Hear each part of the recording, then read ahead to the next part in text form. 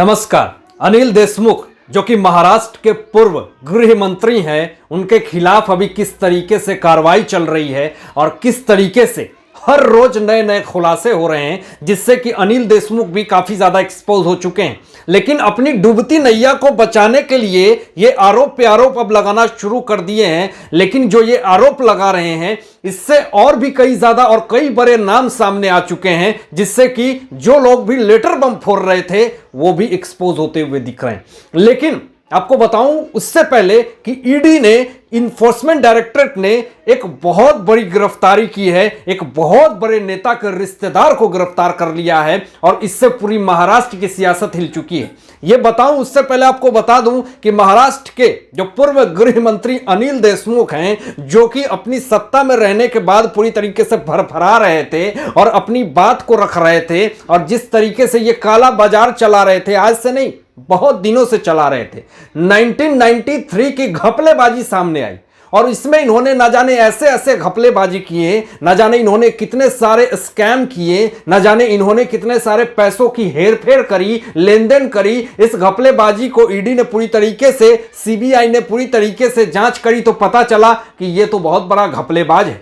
लेकिन आपको बताऊं कि अनिल देशमुख जिस तरीके से अभी गिरफ्त में है, जिस तरीके से इनके ऊपर पूरी तरीके से जांच चल रही है और ईडी हर रोज नए नए खुलासे कर रही है, इसमें अपने आप में सचिन वजे का भी नाम सामने आया है और परमबीर सिंह का भी नाम सामने आया। लेकिन ईडी के पूछताछ में क्या क्या बड़ी बड़ी चीजें आई है, बड़ी बड़ी बातें सामने आई है, वो मैं आपको आगे इस वीडियो में बताऊंगा। लेकिन आपको एक और बड़ी और ब्रेकिंग खबर मैं आपको बता दूं कि अनिल देशमुख जो बहुत बड़े आरोप में अभी फंसे हुए हैं, पूरी महाराष्ट्र की सत्ता अभी हिली हुई है। 13 ऐसे बड़ी कंपनियां इन्होंने खोल रखी थी और 13 ऐसे बड़े बड़े कंपनी चला रहे थे, फर्जी नाम से चला रहे थे, और उस फर्जी वाले कंपनी में न जाने फेक ट्रांजैक्शन हो रहे थे और ऐसे ऐसे ट्रांजैक्शन हो रहे थे, बड़े बड़े स्कैम ट्रांजैक्शन हो रहे थे, बड़े बड़े नोटों के ट्रांजैक्शन हो रहे थे। और जब पता चला, इन्वेस्टिगेशन हुई तो पता चला कि इन सारे फर्जी कंपनी में कोई भी प्रोडक्ट नहीं है, बस पैसे का ही लेन देन चल रहा है। इस पे ईडी की नजर जाती है और पूरी तरीके से कंपनियां को सीज करी जाती है।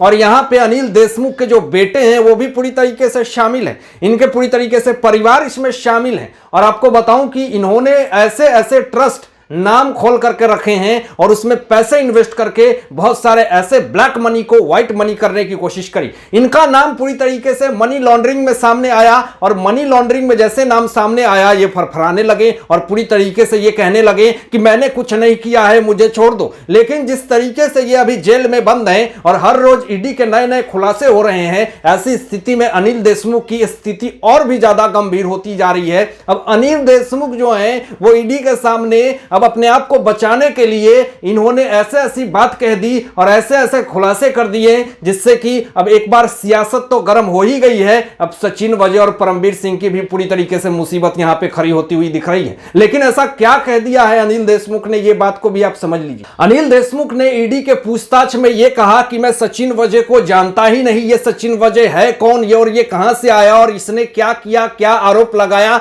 मुझे नहीं पता, मैं इसको जानता ही नहीं। पूरी तरीके से यहां पे ग्रीन सिग्नल देते हुए अनिल देशमुख ने कहा कि मुझे सचिन वजे को लेकर के मुझे आरोपी ना बनाया जाए, मैं तो इसे जानता ही नहीं। यह पूरी तरीके से ईडी के सामने अनिल देशमुख ने सफाई दी है। दूसरा जो सबसे बड़ी सफाई दी है अनिल देशमुख ने, यह कहा है कि जो महाराष्ट्र के पूर्व पुलिस कमिश्नर है परमबीर सिंह, उनको उन्होंने यह कहा कि एंटेलिया केस, जो कि इस भारत देश के सबसे बड़े रिचेस्ट पीपल मुकेश अंबानी के घर के नीचे जो जिलेटिन की छड़ें रखी गई थी, जिसमें कि सचिन वजे का नाम आया था, अब पूरी तरीके से यहां पे अनिल देशमुख ने ईडी के सामने यह बयान दे दिया है और यह कहा है कि एंटीलिया केस का मास्टरमाइंड जो है वो परमबीर सिंह है। यह जब से बात खबर सामने आई है तब से पूरी तरीके से सियासत गर्म हो चुकी है, पूरा सत्ता गर्म हो चुकी है कि यह कैसे हो सकता है कि परमबीर सिंह जो आरोप लगाता था अनिल देशमुख के ऊपर, 100 करोड़ के वसूली का लेटर बम फोड़ता था अनिल देशमुख के ऊपर, और आज अनिल देशमुख यह कह रहा है कि परमबीर सिंह ही एंटेलिया केस का मास्टरमाइंड है। यह कैसे हो सकता है? यह बहुत बड़ा सवाल जो है वो उठ रहा है। और यहां पर सचिन वजे ने पूरी तरीके से हाथ खड़े कर लिए हैं और यह कह रहा है कि अनिल देशमुख जो है वो झूठ बोल रहे हैं। यानी पूरी तरीके से यहां पे अनिल देशमुख, सचिन वाजे, परमवीर सिंह अपने साथ साथ तीनों एक दूसरे को एक्सपोज करने के लिए तैयार हैं। आखिर सच कौन बोल रहा है ये तो इन्फोर्समेंट डायरेक्टरेट के इन्वेस्टिगेशन में ही पता चलेगा। दूसरी जो सबसे बड़ी और ब्रेकिंग खबर जो मैं आपको बताने वाला हूं, ईडी ने एक बहुत बड़ी गिरफ्तारी कर ली है और यह गिरफ्तारी एक ऐसे बड़े नेता के रिश्तेदार के यहां चली है जिससे कि पूरी महाराष्ट्र की सत्ता भी हिली हुई है। आखिर वो कौन है जो बड़ा नेता है जिसको ईडी ने रातों रात गिरफ्तार कर लिया है और 1034 करोड़ के जमीन घोटाले के आरोप में पूरी तरीके से गिरफ्तार किया है। मैं आपको बताऊंगा कि वो कौन बड़ा नेता है। शिवसेना के नेता संजय राउत के जो रिश्तेदार हैं प्रवीण राउत, उनको गिरफ्तार कर लिया है ईडी ने।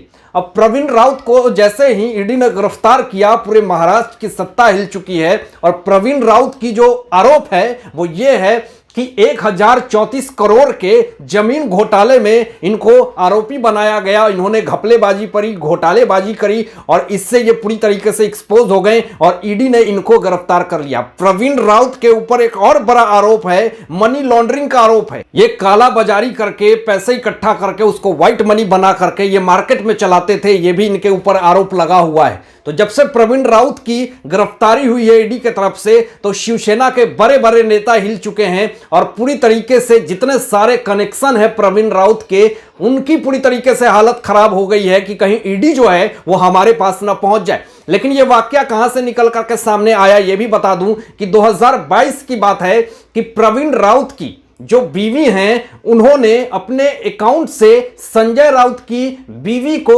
50 लाख रुपए का ट्रांजैक्शन किया था और ईडी को यही 50 लाख रुपए जो ट्रांजैक्शन में दिखे तो कहीं ना कहीं उनको शक हुआ, इन्वेस्टिगेशन हुई, फिर जाकर के संजय राउत के रिश्तेदार प्रवीण राउत को गिरफ्तार किया गया। इससे कहीं ना कहीं संजय राउत की जो मुसीबतें हैं वो पूरी तरीके से बढ़ चुकी है और जिस तरीके से संजय राउत बरबोलेपन के कारण जाने जाते हैं, अपनी बात को पूरी तरीके से विवादित तरीके से एक्सप्रेस करते हैं और ऐसी बात करते हैं जिससे कि पूरी तरीके से राजनीति हो जाती है और बाद में ये कहते हैं कि मैं तो ऐसा बोला नहीं था, इसका अर्थ ये होता है, ऐसे करके ये निकल जाते हैं, लेकिन कंट्रोवर्सी में ये बन जाते हैं। लेकिन इस बार क्या संजय राउत के रिश्तेदार जिस तरीके से आरोपी बनकर के 1034 करोड़ के जमीन घोटाले में गिरफ्तार हुए हैं, तो इस पे क्या संजय राउत जी को कुछ बोलना नहीं चाहिए? क्या एनसीपी के नेता नवाब मलिक को कुछ बोलना नहीं चाहिए? विषय किसी के बार के लाइसेंस कैंसिल कराने का नहीं है। विषय कैसे सत्ता में पदों का दुरुपयोग और अधिकारियों का दुरुपयोग का है। 24 साल के बाद समीर वानखेड़े के बार का लाइसेंस कैंसिल कराया गया। उसका क्या रीजन सही है गलत है वो तो वक्त बताएगा, लेकिन जिस कलेक्टर ने ये बार का लाइसेंस कैंसिल किया वो संजय राउत के समधी हैं, उनकी बेटी के ससुर हैं। आप क्या सोचते हैं इन सारे मुद्दों पे अपनी विचार जो व्यक्त कीजिएगा और ऐसे ही लेटेस्ट अपडेट पाने के लिए इस चैनल को सब्सक्राइब करके बेल आइकन प्रेस कर दीजिएगा और अपना ध्यान रखिएगा। सत्यमेव जयते। जय हिंद।